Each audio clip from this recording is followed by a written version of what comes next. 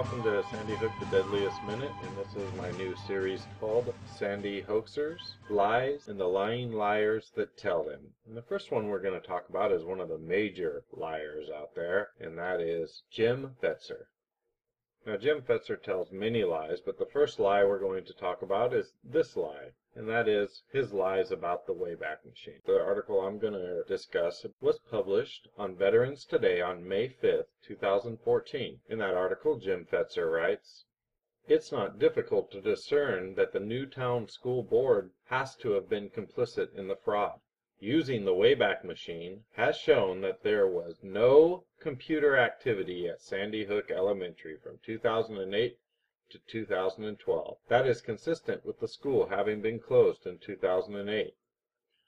It is difficult to imagine how a school could have functioned if the staff and administration had no access to computers."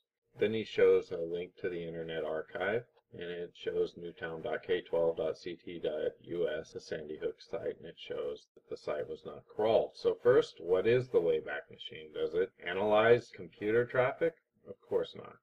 That is not what the Wayback Machine is showing there. First thing someone has to do is go to the Wayback Machine, and it says right on the bottom, in big letters, "This calendar views maps the number of times the website was crawled by the Wayback Machine, not how many times the site was actually updated." It is simply showing how many times that was crawled. It has nothing to do with whether or not there was computer activity inside of Sandy Hook. So to get an idea of what the Wayback Machine is, you can go to their Wikipedia article. The Wayback Machine is a digital archive of the World Wide Web. It has absolutely nothing to do with whether or not computers were in use at Sandy Hook. This service enables users to see archived versions of web pages. Now, what Jim Fetzer leaves out of his article, in addition to lying about the purpose of the Wayback Machine, he leaves out the fact that Sandy Hook has changed websites several times. And as a matter of fact, during the shooting, they were using the same website that they are using right now, and that is schooldesk.net. And you can go there and look at the current Sandy Hook site, and you can use the Wayback Machine to look back at the websites that were in existence at the very time of the shooting. And then there were plenty of times it was archived, including first grade activities are there, pictures are there, postings by Don Hochsprung are online. So the website absolutely was in use. He just has to go to the correct website.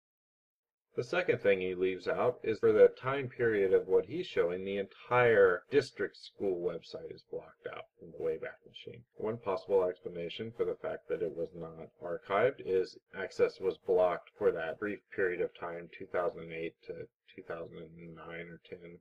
It looks like was blocked by admins using robot.txt, and that is a way to keep Wayback Machine from crawling your website. So many websites use that. I believe Washington Times is one of the websites that block crawling.